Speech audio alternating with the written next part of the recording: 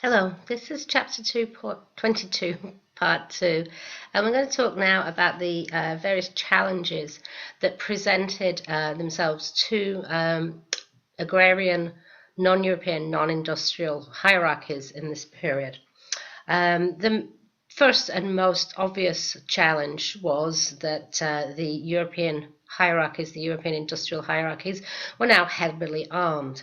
And so the military might of industrial countries flowing inexorably across the globe using global networks, not just with weapons, but with superior logistics, strategic mobility, organization, professionalization of their armies, and also the coherence of their nationalist ideology to inspire them.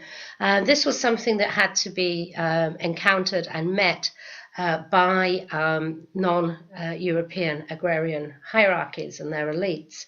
Um, so one of the problems with resistance was in a traditional agrarian hierarchy, the warrior aristocracy was identified with their traditional arms. For example, think of the samurai with their swords. So in order to meet these large industrial armies, this was not a model that was going to work. But in order to create a counter army with a large number of industrially armed conscripted troops, that could be just as dangerous as the Europeans, because that could lead to a social revolution and these conscripted soldiers taking over from the old agrarian hierarchy. So many of the elites of non-European agrarian elites decided to deal or try to deal with the Europeans in some ways to avoid social revolution in their own countries.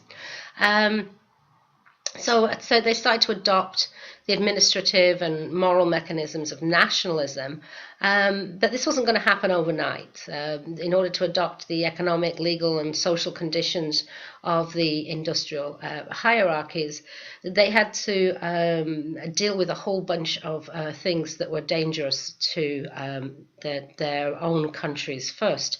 So we look at this chart here, and we can see that on the left, there's a manageable flow from agrarian hierarchies, which is just and so seeping down out of the elite into the rest.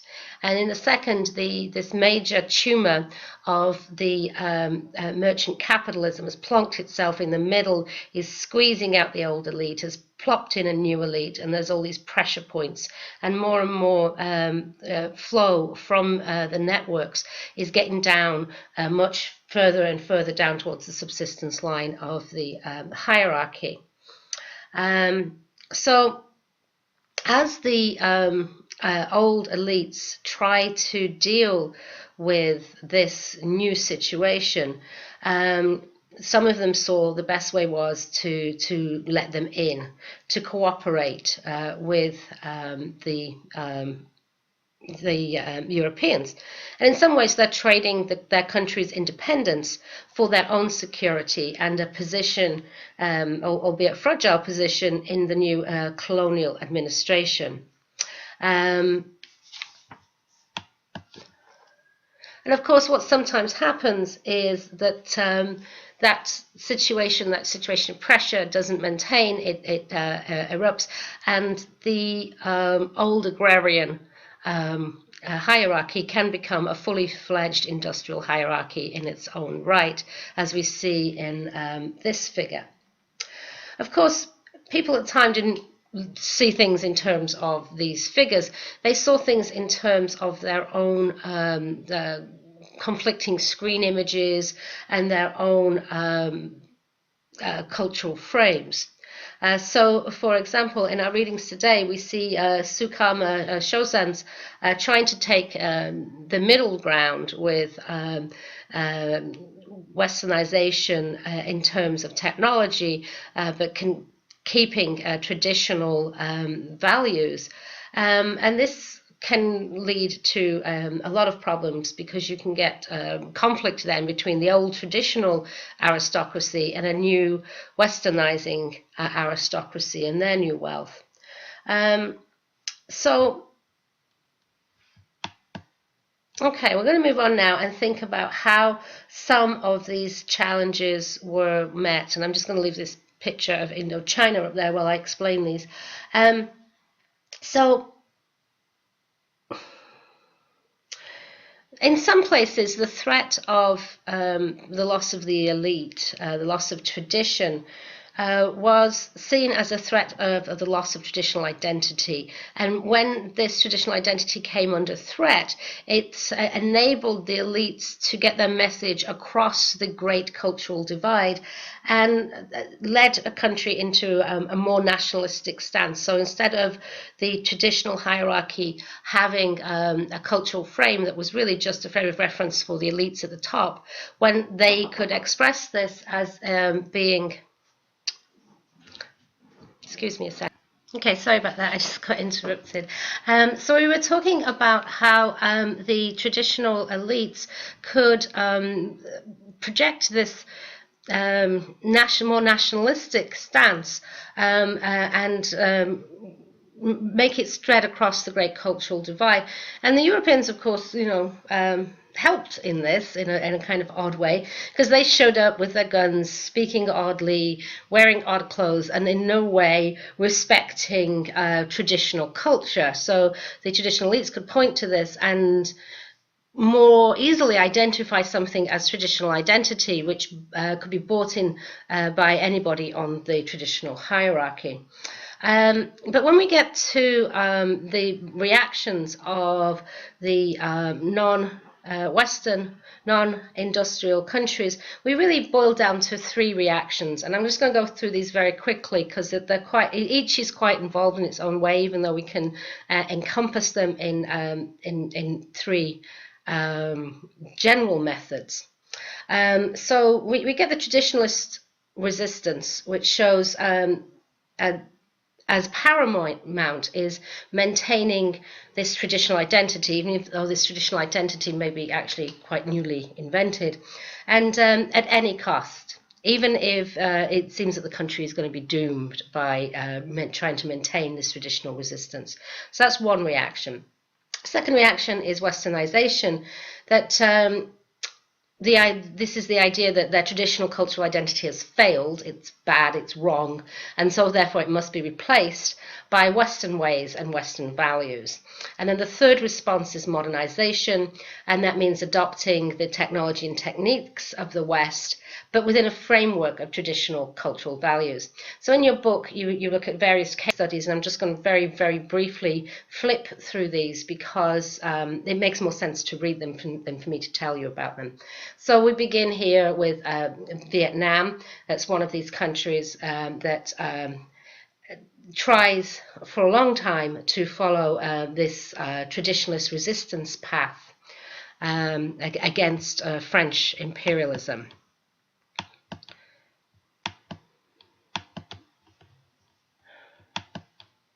Okay, and so does South Africa, and as does Ethiopia.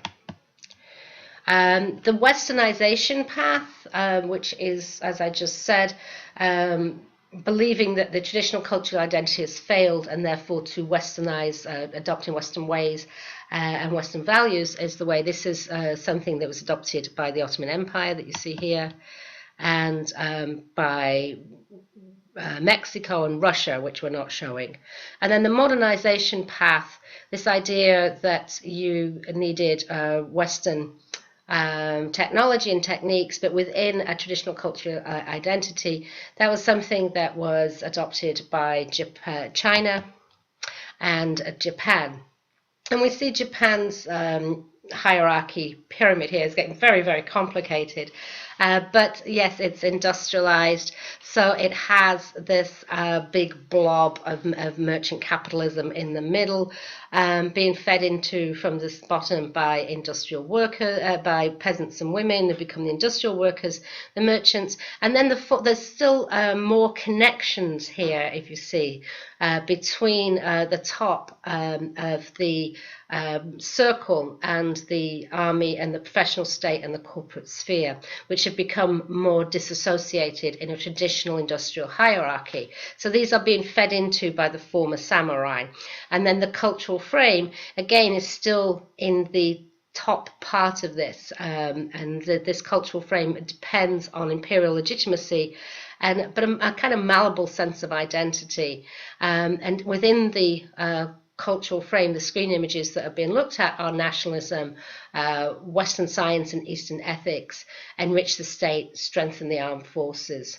And you'll read about this in your book in more detail.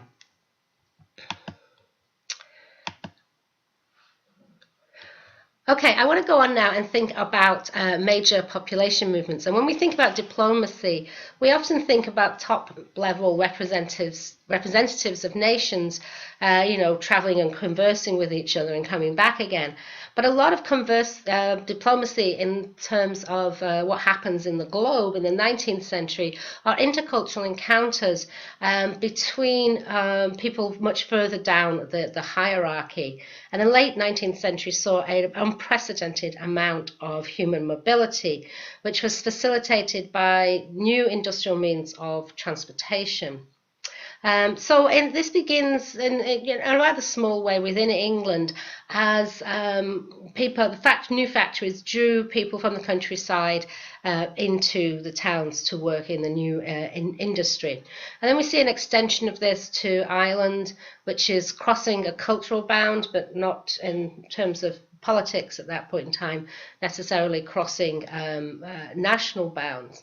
But then it really spurs and gets a growth. We remember that the European population in this period was growing exponentially. We've talked about it growing from Europeans making up 1 in 5 of the world population to making up 1 in 3 of the world population. And we see 50 million Europeans emigrate in this period. And they're going to the newly industrializing or the emerging industrial powers such as the US, or they're going to colonial destinations such as South Africa or Argentina or Indonesia or India, etc. We also see a lot of Chinese immigration at this point. The Chinese are continuing a pattern of emigrating to Southeast Asia and Indonesia. But also as the 19th century progresses, we see a lot of Chinese coming as contract workers to South Africa, and by the 1890s to the west coast of America. From India, we see people emigrating to South Africa, to the West Indies, and to the Caribbean. World War I in some ways alters the dynamics of immigration and sees non-European peoples flowing the other way towards already industrialized powers.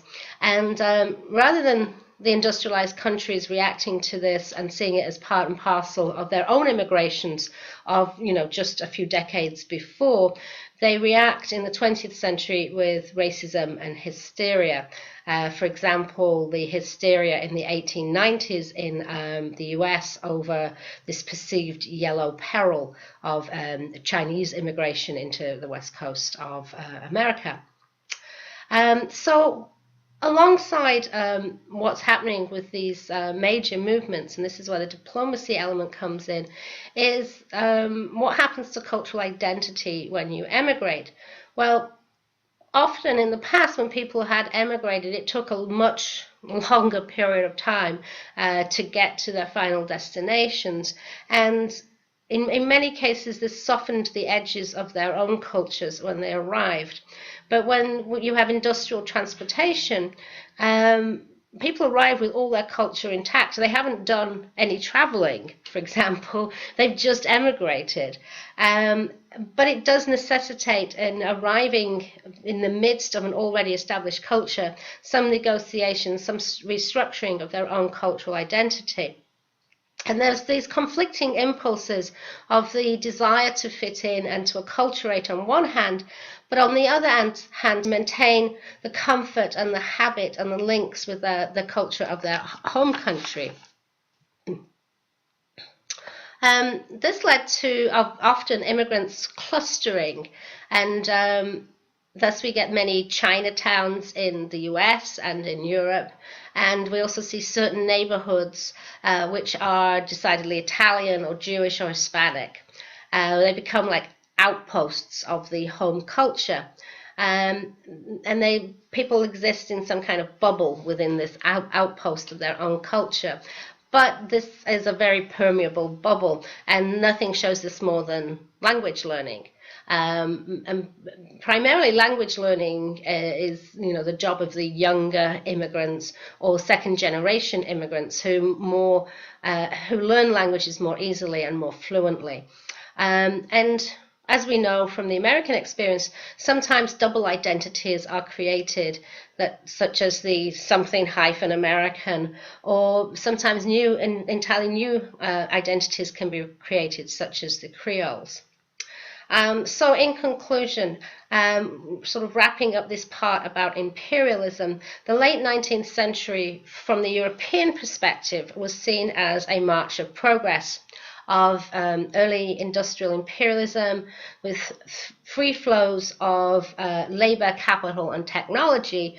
This free flow often being enforced at the point of a gun.